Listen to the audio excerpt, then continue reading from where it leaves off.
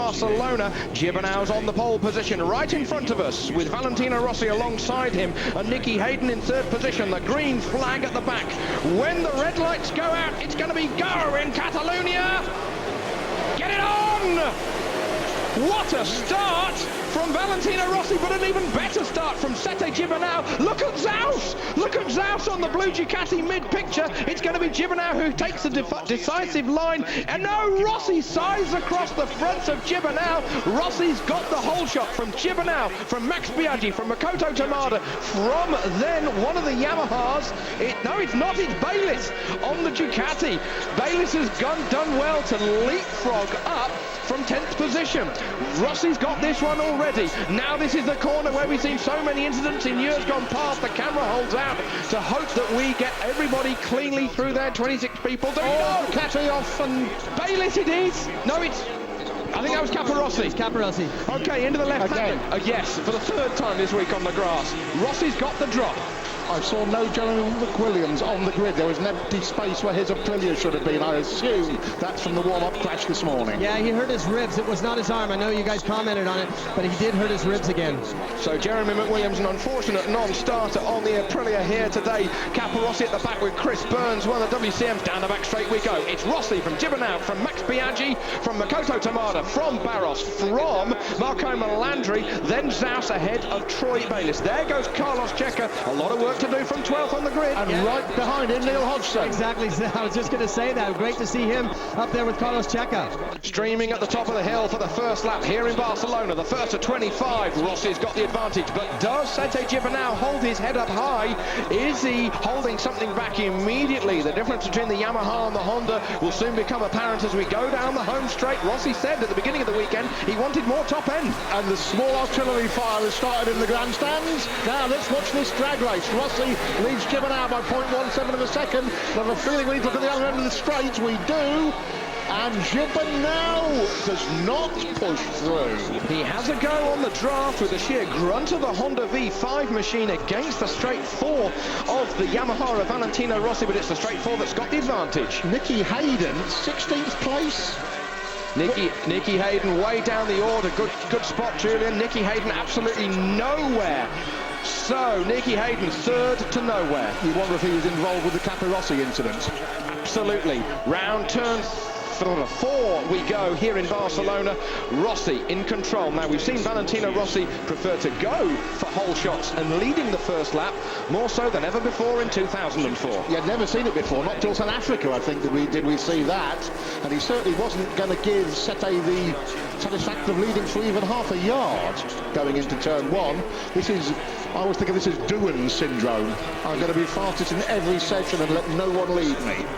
Valentino Rossi in control, but Sete Gibernau thinking about passing up on the inside into the stadium. Valentino Rossi almost got a foot off the peg, and that gives a chance for Sete Gibernau to go in the lead. We got excited. But even Sete Gibernau gets excited. Rossi surely had his left foot off the peg there. He's just had a bobble from the rear of the Yamaha, and immediately on lap 2 it started. And Max Biaggi tried so hard to mug him as well and didn't quite make it. Well, never see too many mistakes from Valentino Rossi. Here's the replay, Randy. Just got in it didn't show it was just a little bit too late on that replay because it did come off his foot in the braking area. Here's a clear shot. He just got in there too deep. Look at that. The rear end of the tire was 3-4 inches off the ground. Just got it wrong. Just ran it wide. He's okay. Lucky to get away with that one. Sete Gibernau leads this Grand Prix from Valentino Rossi. Max Biaggi third. Fourth is now Alex Barros. We're looking at him coming through the shot at the moment. Barros, who still, I say to this day, should have won the 98 Grand Prix here were it not for all sorts of confusion, but he does go well here. Rossi's got some corner speed, hasn't he? It's like watching him in qualifying at Mugello riding that hard. You know, in Mugello, we've never seen him ride that hard in qualifying. You're not used to seeing him ride like this in the first couple of laps. Now, what he's trying to do is just distract as much as he can to Sete, and he wants to stay in front of everybody else that's on a Honda because that's his competition right now. Max is just getting dropped just slightly by camera shots. Yeah, Valentino Rossi, you'll remember at Mugello last weekend, just deliberately being pesky amongst the leading riders to slow them down so that they can't get away, and he would then use the strength of the Yamaha where it was good on the track, i.e. round the corners. Now, Sete, Toby and Julian, we talked about what race pace was going to be. Look at it already, 144.6 for Sete compared to Rossi's 44.9, and when he made that mistake, 44.7 for Max and 44.9 for Tamada. Now, we haven't talked a little bit about Tamada, but Tamada's up there. He had that problem last week with the Brigstone, and he doesn't seem to be any fearsome right now in 5th place. Makoto Tamada does not know the meaning of the word fear. I guarantee you that for nothing. I knew you were going to say. Isn't it good to see another hero of Mugello, Ruben Zaus, up there in 7th place as well? And together with, I said earlier, Shinya Nakano, even in this race. Nakano is a little bit cautious getting on the bike, but it's good to see him here. More about that later. This drag race down the home straight. Valentino Rossi thinks about looking around the right-hand side of Sete Gibernau, but not to be. We complete lap 3. Yes, coming back to the Bridgestone story. Thought somebody went wide there. Come back to the Bridgestone story. They made immediately in Japan on the Sunday night of the Italian Grand Prix last weekend the first batch of tyres reacting immediately to the problems that befell them in Italy, and they were brought as hand luggage for Friday morning. They then had a crate arrive later for the Sunday running, but about 100 tyres in total specially made for this weekend, so they've reacted brilliantly. Sorry, Newcastle, Chris Burns is in the pits already. At least he qualified for this one.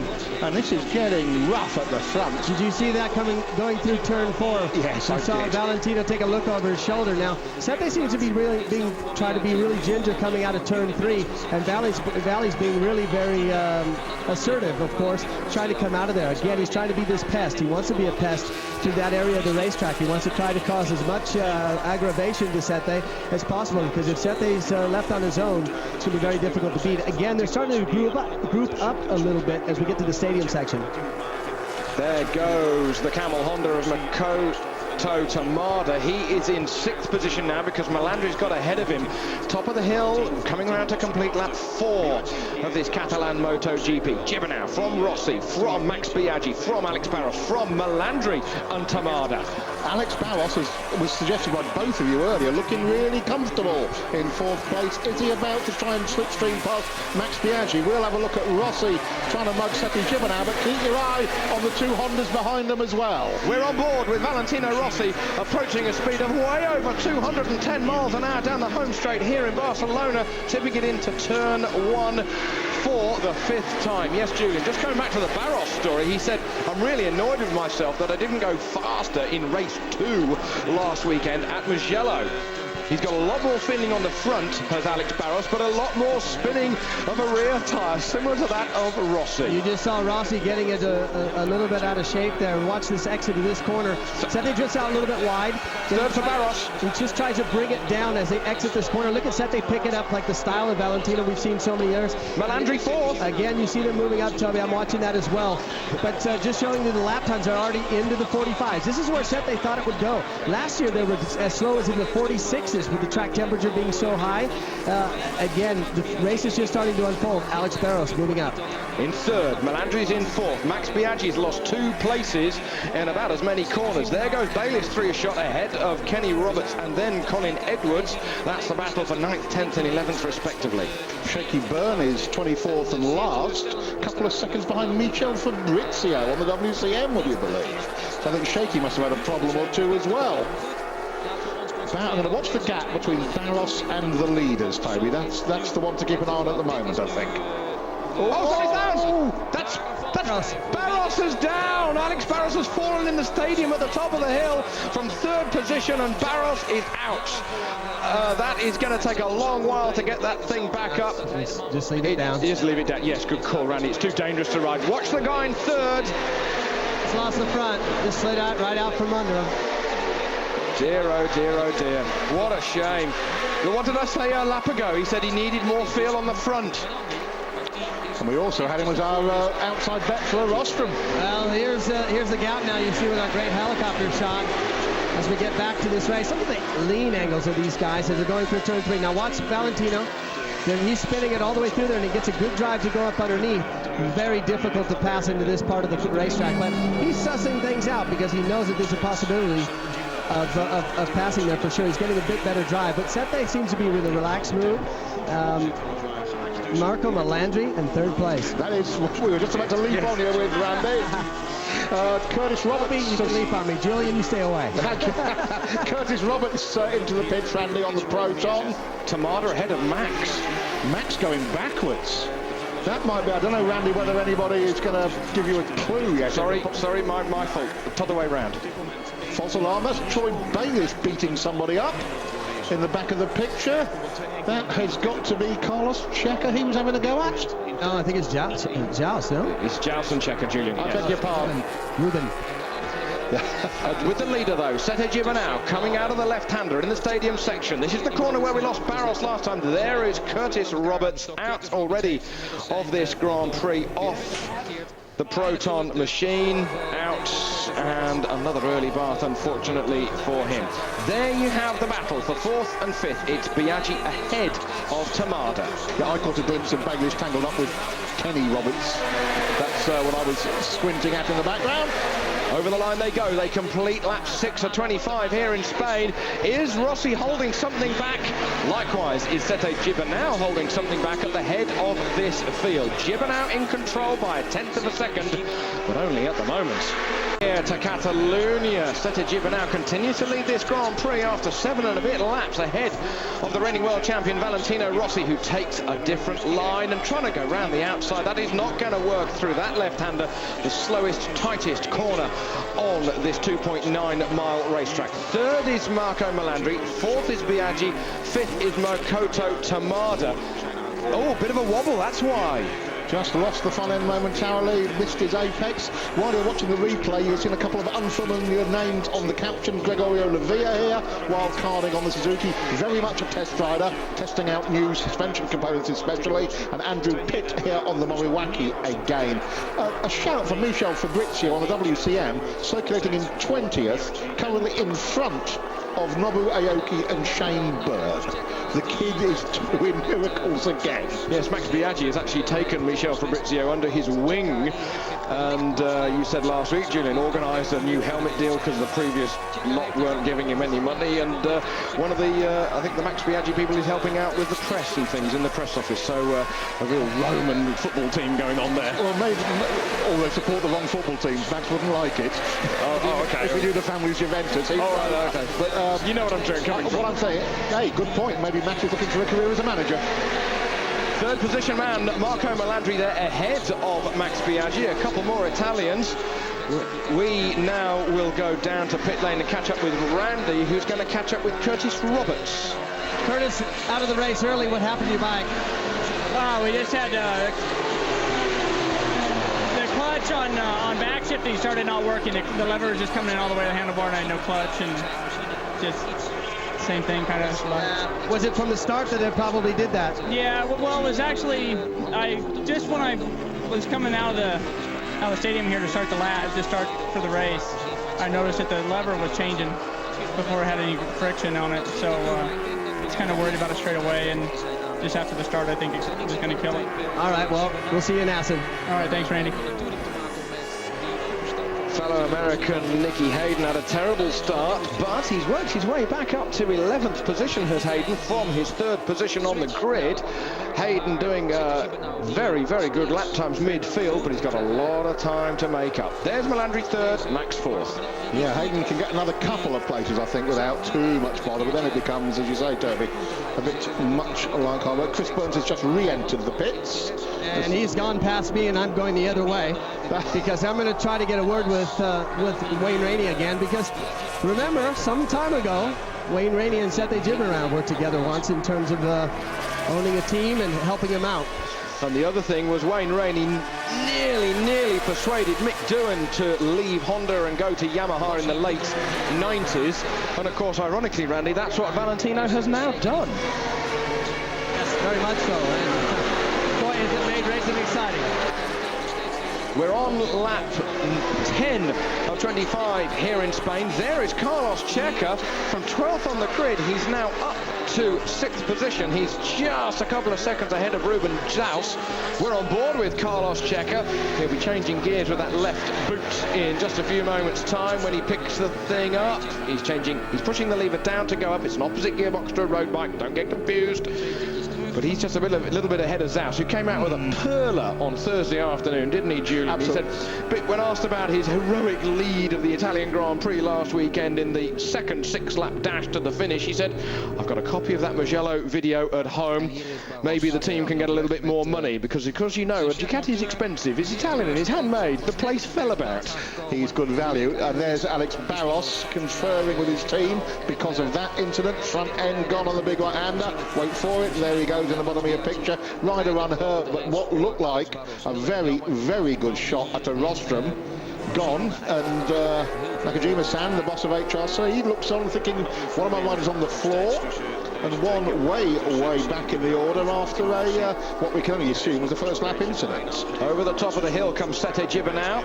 Randy by now has got alongside Wayne Rainey. It's all yours. Yes, Wayne, you've seen Sete many a times in a lot of different colors on the racetrack.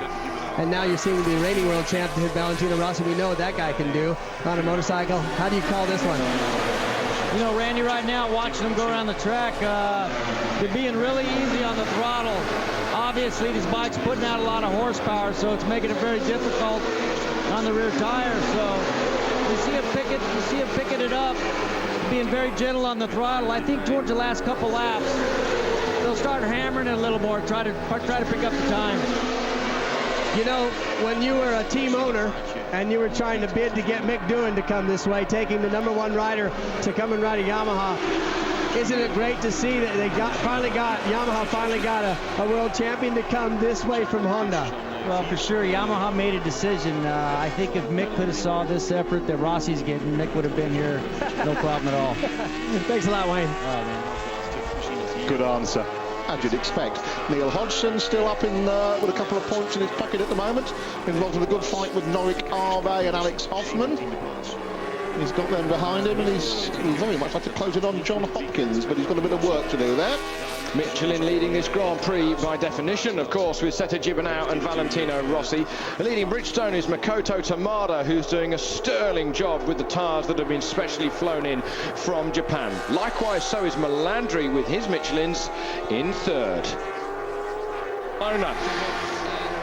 No more breaks between now and the end of this race, because Sete Gibernau has got a real race on with Valentino Rossi. They've upped the pace just a little on that last lap, but their lead over 3rd position, man, Marco Melandri is positively gargantuan. It's 5.4 seconds. Biaggi 4, Checa up to 5th, but where is Tamada? Tamada has gone missing because he's gone way down the order. He's lost 10 seconds on that lap. Tamada, in fact, he's in the pits. Tamada has retired from the race. Randy, I don't know if there's a tyre problem. I don't want to be presumptuous. I'm running. He's running, I know, Randy's running like an absolute mad thing to get up there before they pull the door down. Meanwhile, that has meant... Well, I can only presume they put a cover on the tire, and here they are looking, and I've got my nose in here. Randy's been brilliant, I can tell you. I can see him from here out of our commentary box. Meanwhile, we'll continue to look at this battle. This is the battle for 6th position with Bayliss, Edwards, Hayden, Nakano and Kenny Roberts. Just a little ahead is Ruben South. He's up to 6th, Jules. Of course, a couple of Bridgestone runners in there as well. Physically, I do not see anything wrong with the tire visualize wise. The technicians are in there with the tire temperature gauge, and I cannot see the temperature, what they're doing, and now they're covering the tire. So with the concern towards the rear of the bike, with the concern of the tire, I can only presume that maybe he felt a bit of chatter. And that's what normally happens if the tire overheats and you start to get a blister. And the other thing is, Randy, and Julian, there's a load of Suzuki guys around there as well to check and see the Guinea. From Bridgestone, I'm sure what the diagnostics of that is. And no activity on any other part of the bike, Randy. They're just... No. And there's 4 or 5. Now the head of Bridgestone is coming out, and he's saying that there is no problem. Okay, back with the leaders though. We complete lap 13. Gibernau and Rossi still line astern. Suzuki going back to their pits out of our commentary box. We can see them walking back, and the major decisions will be made. So then, just to recap: Gibernau, Rossi, Melandri, 1, 2 and 3. Biaggi, Checa, Zaus. 7th is Bayliss. 8th is Edwards. 9th is Nakano. 10th is Nicky Hayden. And Rossi riding right up Gibernau at the apex of the corner. This time Sete leaves so much room. Rossi can do nothing but go through. Randy, did you see that one on the monitor? I think Randy was talking with one of the Bridgestone guys. We'll be back with him. Blue smoke coming off the back of Valentino Rossi's blue Yamaha. Interesting. Tyre spinning. That was in those two rides. Here we go again. Sete out wide. Valentino accepts the invitation and goes in. Sete's been using very wide lines through there to avoid spinning up his tyre. We heard this yesterday, didn't we, Randy, that you've got to conserve your tyre through this race. It's a tyre munching track and it's so hot. Very much hot, and now we're going to see if Valentino can take this pace back into the 44s. We've been circulating around 145.9 for Sete, 145.9 for Valentino. Valentino now has the lead. Now talking about tyres, getting back to the Bridgestone situation with Tamada. Tamada said that the bike went completely sideways in one corner, a big slide, and he just thought maybe it was something to do with the tire situation. Bridgestone assured Suzuki and Kawasaki people that were outside the garage with very concerned looks if everything was okay. Tire temperature was okay, and there was no marks on the tire. Good job, Randy. Look at this, change of the lead down the home straight. Sete Gibernau uses a Honda V5 grunt to go back into the lead here in Catalunya. He holds the line through turn 1 ahead of Valentino Rossi. We have now completed the 14th lap, 11 to go. 45.6 to Rossi, 45.9. Fourth position changed because it's Carlos Checa. So then it's the Honda of Sete Gibernau, then the Yamaha of Valentino Rossi in second position. Third is Melandri, Yamaha. Fourth is now Carlos Checa. He's ahead of Max Biaggi. Interesting, because Max sort of started well and then has worked his way backwards. Sorry, there's the great man, Wayne Rainey.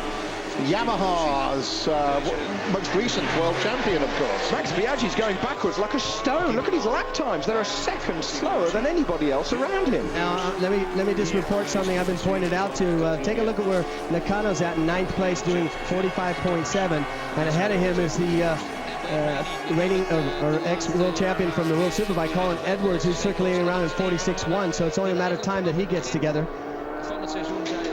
Yeah, Nakano looking to take Colin Edwards very, very soon. Look at the lead that these two have. First and second going 3 a shot. Lonely Melandri in the middle. Then the red and white bike, sister machine, of course, to Melandri. That's Carlos Checa. Fair play, Carlos. You have gone like the wind. And if Melandri runs into arm pump problems later in the race, which is his problem, hey, that could be a rostrum. And you saw from the caption there just how much work Carlos Checa's done. Yeah, it's 1 or 2 tenths quicker every lap, and it'll be interesting to see what the lap time is now that Sete's got the lead back. As they get ready to cross the line, Toby, here they come. Over the line they go, building up to a speed of 208, 210 miles an hour, not quite bettering the 216 miles an hour that was done here pre-season with a tailwind behind Loris Caparossi's Ducati. There you see the leaders going through. There's Carlos Checa, 4th position for him. He's taken Max Biaggi. Now behind Max is Zaus. Then you've got Bayliss, Edwards, Nakano, Hayden, Kenny Roberts, Hopkins, Arbe, Hoffman. And then Neil Hodgson on a point. Capirossi's behind him, and Shaky Byrne, I'm waiting for him to come across the line on the only Aprilia that started the race. Jeremy McWilliams having given his ribs another bang in warm-up this morning. There goes the loud white machine, Shaky in 17th, with Andrew Pitts-Moriwaki right behind him. So there's Melandri going out of shot. There is Carlos Checa coming into shot. Did you see Max coming out of turn 4, just smoking the tire? You don't even see Sete or Max, or Valentino doing that much smoke, and he's just riding it so differently than the other guys. He has no grip from the rear whatsoever. Oh, Valentino back into the lead. Valentino Rossi retakes the lead here in Barcelona through the quick right-hander that is before the back straight. The way that the Sete looked over his right shoulder to see where Valentino was going to be coming through made me think that he just let him come through. We've got 9 laps to go. It's basically 10, but it's only 9 and a quarter, because here they come out of the stadium section, Toby. Yeah, because these two, Randy, they've got a lead over third position of some 6.6 seconds. They're clearing away. Did he have a bobble mid-corner? He did have a bobble. Look at him look over his shoulder. He knew with the bobble that he was coming through, so he knows how close things are, and now he'll get a good look at what Valentino can do. Now, if that was a bobble on the front or the rear, it matters little, but it wasn't a bobble, obviously, on the right-hand side. Is this a right-handed... Is this a track that chooses the right-handed side of the tyre or the left? Right-hand side, including Barros' crash on the right-hand side. Interesting. 9 laps to go. With this weather, with what we were told yesterday, are we coming into crunch time? There is Kevin Schwantz, the 1993 world champion, stood beside another great of American racing, Earl Cannon-Moto. Look at Rossi sliding through there. We've not seen too much of that. They've been trying to conserve tyres. We've talked about that, as you said, all through qualifying. I think now is the time to forget conservation and just to go for it. And look at him. For it now. You see him put his head down, and look at the corner speed that I talked about. Mid-corner speed, he really pulled Sete coming out of there. Sete just got to keep his cool, watch where his bike's going to be better in certain sections of this racetrack. But Valentino's got his head down with 9 laps to go. Valentino's got his head down because he knows that if he leaves it to the last lap, Sete will put his foot in the door. Just as we saw at Sachsenring last year, Sete will always go for a last dash to the flag, and it came up trumps for the Spaniard in Germany last year. Rossi was very, very disappointed about that, but he learnt the hard way. Don't give him a single chance. Fausto Grassini, the team boss, on the pit wall. There's Sete's chief engineer, Juan Martinez, fellow Spaniard, and they just gel like no other new combination in recent years. No, and Martinez was shower beforehand, and he worked for Burgess and Rossi as the shower technician. He learned so much in that pit, and he's applying it well. The only one that can see how good the Honda is down the straightaway is Sete Gibernau, because, and of course us on television, because he's going to be clicking that bike into 6th gear pretty soon and trying to close that gap, and knows what he has in store for the last few laps. But let me tell you something, Valentino put a quick lap in, a 45.7 to 45.8, and he's kept that gap just enough where Valentino will hold it to the start-finish line. It's got to be a pass move, because I don't think anybody can be able to pass through the last few corners coming out of that stadium for a victory. And again, Valentino has the bike chopping at the back end. They go past multiple lappy Chris Burns there. 0.3 of a second was the gap we were given over the start-finish line. And look at the difference in lines there. And look at Rossi smoking it. Smoke off the rear Michelin. You know, this is them trying just to get a little bit more lap time out of their bikes. And again, just that little bit of extra torque, a little bit of extra opening of that gas makes that tire spin. Once it starts spinning, it's only, it brings the worst out of you, because it makes you want to do it more and more and more. When in actual fact, you can just see it's just spinning. Sete's closing up through this part of the racetrack. He's got to, again, show his cards to Valentino. Oh, there's a bike down. There was a yellow flag. Yeah, I saw that as well. Right, it's Nicky Hayden. It's Nicky Hayden who's out of the Grand Prix. Hayden is out. He's gone down. Sete made a mistake. Sete made a mistake going into that left-hander there, Toby. We didn't catch it on screen, but he got in there really deep. Yeah, but Sete Gibernau, I can still see in second position. He's lost a lot of time. He threw that left-hander at the end of that straight where we were talking about Nicky. He got in there a little bit too deep and had to pick it up and went really wide. And look at the gap opened up now. Here we have a replay. This was... Oh! Nearly caught the back of Valentino Rossi's bike. Last year, Rossi, Capri Rossi. This year, Gibernau Rossi.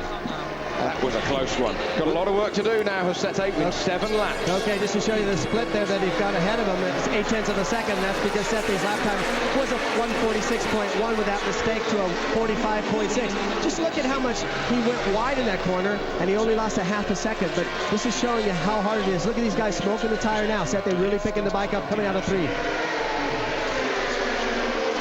And we kept saying all through qualifying that what this race is about is whether Rossi can dent the supreme self-confidence that Sete Gibernau has exhibited all through this season. And if he can dent that self-confidence here in Barcelona, in Sete Gibernau's backyard, then that could be a crucial point in this season. It certainly will be, as we really come into the thick of the MotoGP season during the summer. A sequence of 6 races in just 8 weekends, a real killer Now we're on board with Valentino Rossi winding on the throttle, building up speed down the back straight to just 165 miles an hour, compares with 210 down the home straight. Gibernau a little cautious now as he comes around the left-hander. We're on board with the Barcelona Bullet on the back of the Honda. We're coming around to complete lap 19 of 25. Quick shout out once more for Marco Melandri, on course for his first ever MotoGP podium in third, ahead of his teammate Carlos Checa. Carlos Checa has managed to get right up with Marco Melandri, but Melandri has responded, and they're doing very, very similar lap times. Biaggi fifth, Zaus in sixth. What a hero. Definitely. Now then, the gap this time, 0.56 of a second. Valentino takes, a quarter of a second out of Gibernau that time round. This is getting interesting, to put it mildly. Is this a pivot point for the destination of the 2004 crown? I know it's so early in the season, but in battles this close, you always are able to look back and say, that point was where Valentino Rossi retook the psychological advantage. Okay, update on Nicky Hayden. Kenny Roberts coming in with the Suzuki. I'm heading down that way. And he's listening to the rear tire. Oh, Roberts got a problem with the rear then. Randy's pelting down pit lane. They're going to be covering up that rear. He was just to confirm, he was pointing at the rear, was he, Randy? Yes, he is. They're looking at it. Now we look on screen with Valentino Rossi. I'm looking out the box. Randy's just arriving at the Suzuki garage. Over to you. The tire looks normal. There is no chunks missing out of it. So it's either just not working, just spinning too much, but they're putting a tire in it for what it's worth. Going back to Nicky, Erta reported that he just stopped. There was no crash, so Nicky just stopping with the problem. Doesn't happen often to a factory Honda. We'll see if we can get to the bottom of that one later. So two top Brixton riders having very difficult times out there. We saw Tonada, who was as high as third or fourth place today, drop out of the race. Kenny Roberts coming in. He's just leaving the pit lane now, guys. I have to say that Bridgestone have performed miracles to get tyres here that are usable by all of their boys within the week of the Mugello disaster. They've worked fantastically. They've been very open with us about what the problem was and what's happened. They've managed the situation very well. You think we can get some guys next race, maybe get these guys to get in the garages a little bit closer? Ooh, it'll do you good, Randy. Well, there's not a 1.1 kilometre long home straight at Assen, but they're certainly going to be giving it some stick. Here is Marco Melandri. There is fourth position man Carlos Checa. Carlos can't quite catch him. In fact, Toby, Melandri's just opened the gap up significantly last time round. I was watching the time come down, but Marco has responded and reopened the gap now to over 3 seconds. It was under 2 3/4 a lap ago. Now, other people who've been working hard are Ducati. They had a test at Mugello on the Monday and the Tuesday after the Italian Grand Prix last weekend, and they put 4 people on the bike. They put Vittoriano Guareschi. Look at this, it's close at the front. I'll finish my Duke story first. Guareschi on the bike. They put Bayliss, Capirossi and Zaus, and they all went exceptionally well. The Marber Ducati squad working overtime to get some speed back in the bike. There's a new engine that they're going to test again here tomorrow, which apparently is so loud even the riders find it deafening. Never mind the other people next door in the building at Bologna.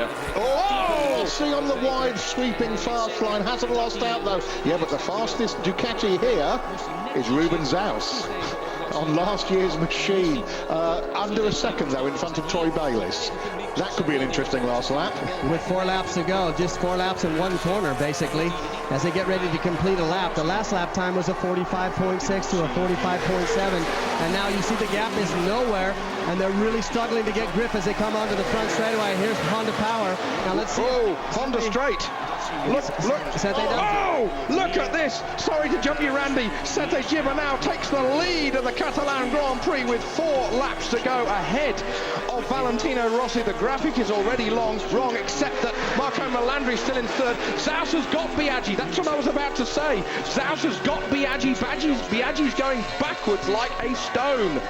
And very good, Ruben. You've put Max between you and Troy Bayliss.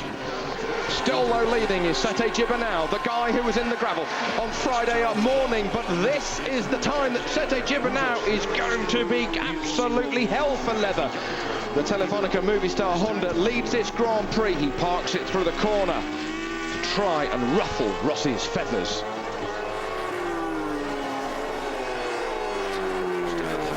Just under 4 laps to go here in Catalunya. Sete Gibernau has got to do the best 3 and a bit laps of his life. Pivotal race, we've been through the scenario. It's 2 wins each so far this year. Oh, there is Bayliss. That's got to be Troy. It is. It's Bayliss that's gone down. So Bayliss has crashed from 7th position. He spent seemingly all week on the bike, and it's a big tumble for the Australian. Turn 4. Turn 4 going into it, Toby. That's through the right-hander, and that's a big crash for Troy Bayliss. That's the Rossi crew. He's conscious, as you can see. His arms are moving, his legs are moving. Let's keep our fingers crossed and hope that he's okay. Echoes of Phillip Island, that one, very unpleasant. Meanwhile, back at the front, back at the ranch, look at this for Sete Gibernau. He wheelies out of the final corner to complete lap 22 or 25, 3 to go, under 3 miles per lap. Just to show you how difficult things are out there with grip again, Toby, look at the lap time, 45.9 to a 46.3 to Valentino. Marco Melandri, 46.3, doing the same lap time as Valentino on the same bike.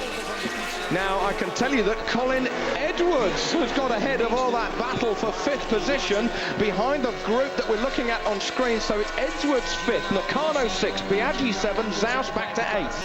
They've been tangled up with Bayliss and had to take avoiding action, or been punted.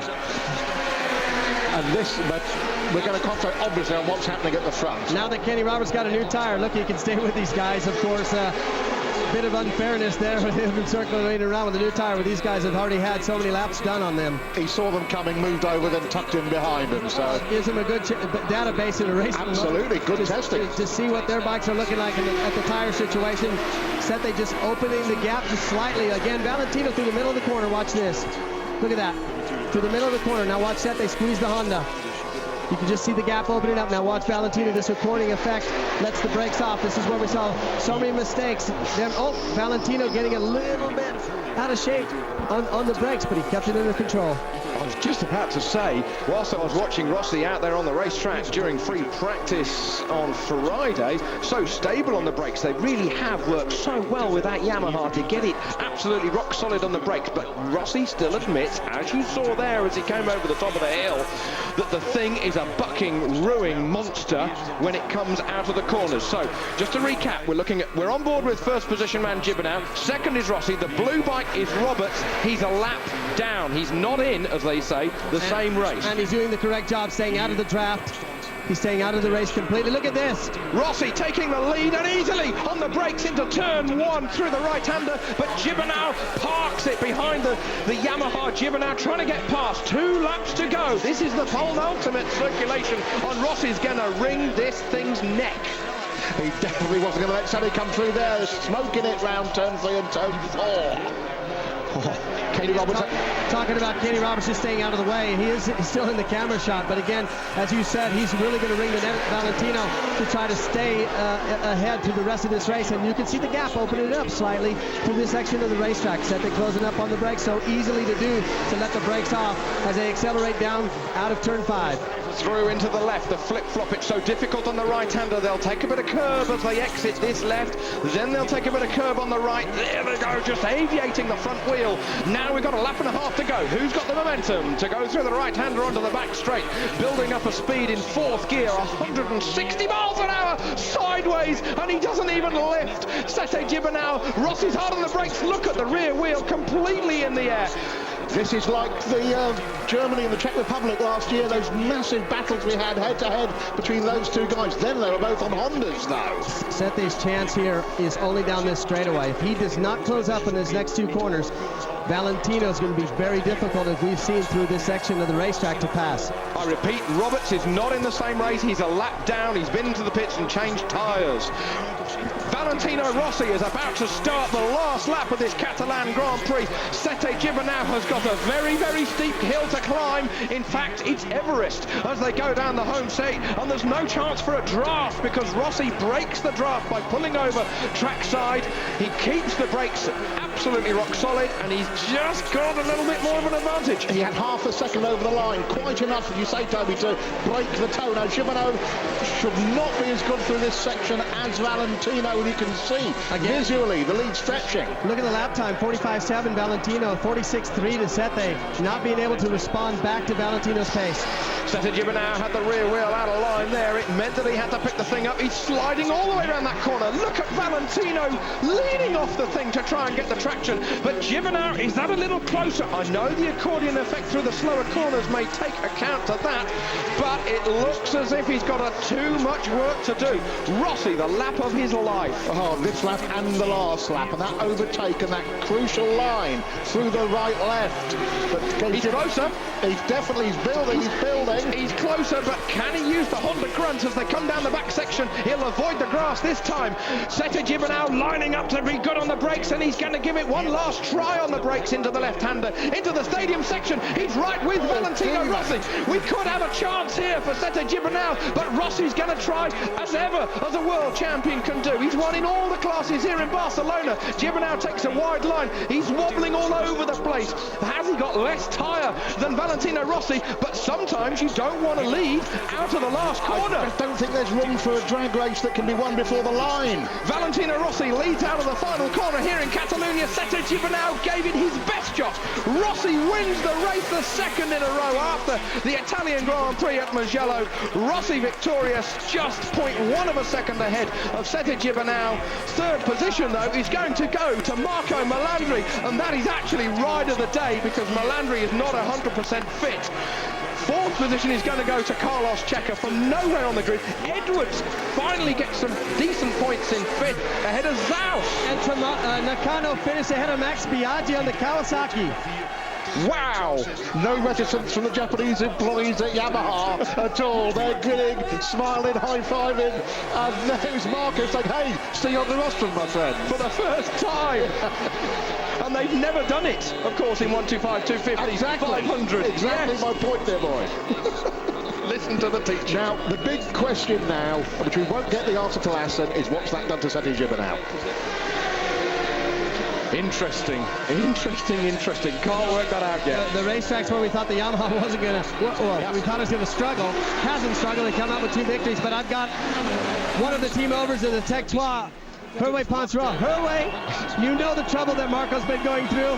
What a fantastic podium finish. Oh yeah, it's very incredible. We knew we'd be fast during the first lap, but to keep on third place until the end with the problem he has on his arm is incredible. And thank you, Marco. And this is a good revenge to what happened to us in Spain in Jerez last time. Are you very surprised at the circuits where Yamaha should be struggling? They're winning and getting 2 podiums.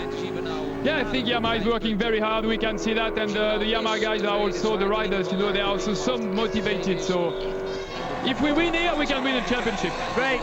Thank you, Randy. Good point, Hervé, as ever. If you can win on that motorbike at Mugello and at Barcelona, why the hell shouldn't you be able to win at every other track? What did we say throughout qualifying? If your bike works here, you got it wrapped up for the season. Is the doctor in? He's putting his white coat on. He'll be ready for you soon. Oh dear, what have we got now? Oh, we're back to form, aren't we? We had a chicken on the back of Valentino Rossi's bike in 98. And this is all part of the psychological games. This winds up the guy who was second, third, fourth, because he had this planned. He knew he was going to win. Yeah, and conversely, didn't do anything in Mugello. Maybe he didn't expect to win in Mugello. Well, good point. Yes. Good point. Just the crash helmet design in Mugello, yes. That was all.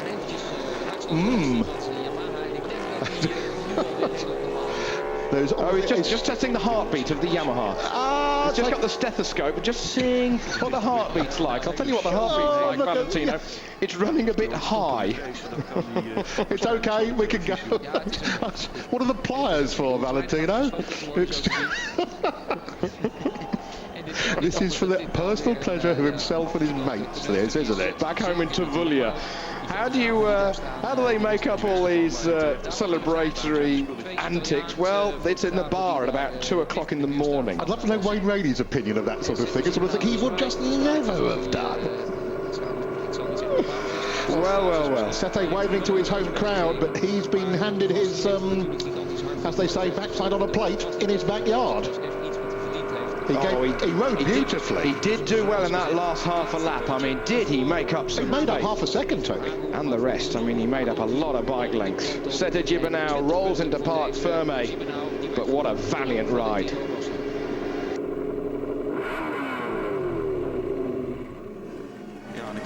Gibernau arrives in that second position. Marco Melandri has never been there before in the MotoGP class. The youngest ever 250cc world champion is doing an enormous burnout in front of our commentary box whilst we watch Valentino Rossi. There's a flying doctor joke here, isn't there, somewhere? Sete, the face is trying hard to smile around him, but last week he finished second to an Italian at the Italian Grand Prix, and that face says it all, doesn't it? This was the one I wanted to get my revenge at. He'll still lead the World Championship. Randy, I said that as Marco Melandri crossed the line, he was my rider of the day. His manager, Loris Reggiani, is in one of the Italian commentary boxes alongside us. I think he probably leapt like a gazelle from the top step of this grandstand in which we were positioned. What a ride by the pint-sized rider.